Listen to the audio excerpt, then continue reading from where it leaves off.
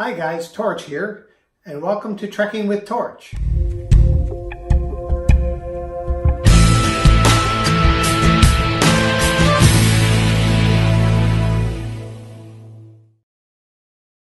Hey, big shout out to my buddy Bill who developed that introduction you just saw. Thanks, Bill. Trekking with Torch is a series of videos designed to talk about and document my thru hike of the Pacific Crest Trail. I start April 15th and I hope to finish in mid-September. Several people have asked me, what is the Pacific Crest Trail? Well, first off, I've heard several people say Pacific Coast Trail, which is not correct. This is the coast. I wish I was hiking somewhere near the coast and the beach, but I'm not. Pacific Crest Trail goes inland the entire way up the crest of many mountain ranges. Here's some information about the trail. The Pacific Crest Trail is a 2,650-mile trail that starts at the Mexican border in California, continues up the east side of the state in the Sierra Nevada through Yosemite, and finally enters Oregon. Goes through Oregon and Washington and ends at the Canadian border. The PCT is typically broken down into 5 sections. The southernmost section, Southern California, starts at about 3,000 feet in elevation in Campo, a small town near the Mexican border. It then proceeds north through several state and national parks and staying east of Palm Desert and Palm Springs. That's where it gets to Mount San Jacinto National Park, and many PCT hikers climb Mount San Jacinto at 10,800 feet.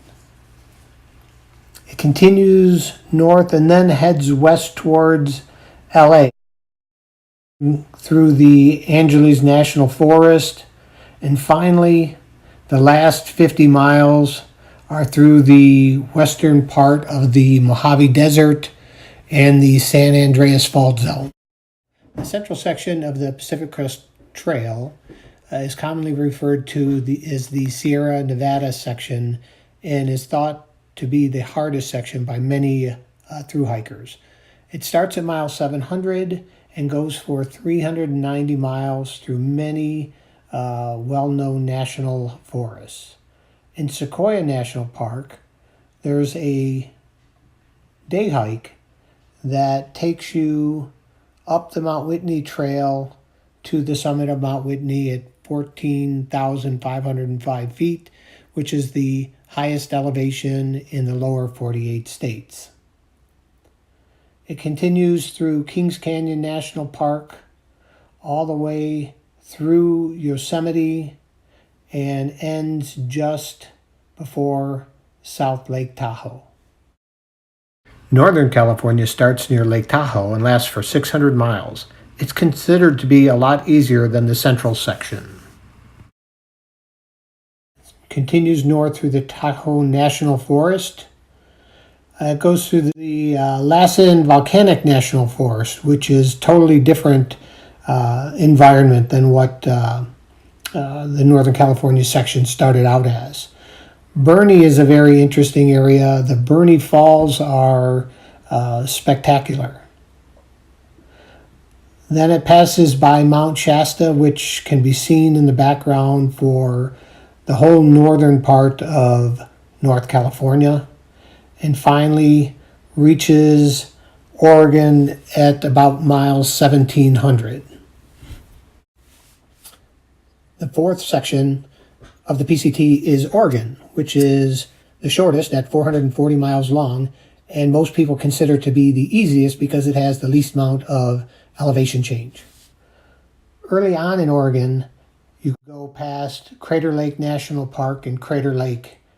All throughout Oregon, there are a lot of lakes that you'll pass with a lot of beautiful, clean water, but very cold. You also pass through the Mount Hood National Forest. and you're able to see Mount Hood for a long time. The Oregon section ends with a steep downhill to the Bridge of the Gods.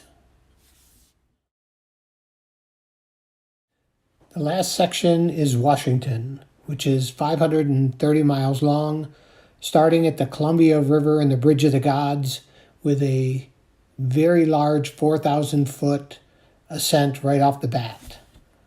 Then you can continue up the center of Washington, going past Mount Rainier National Park. As you get into the Cascade Mountains in northern Washington, things get very difficult with lots of elevation changes.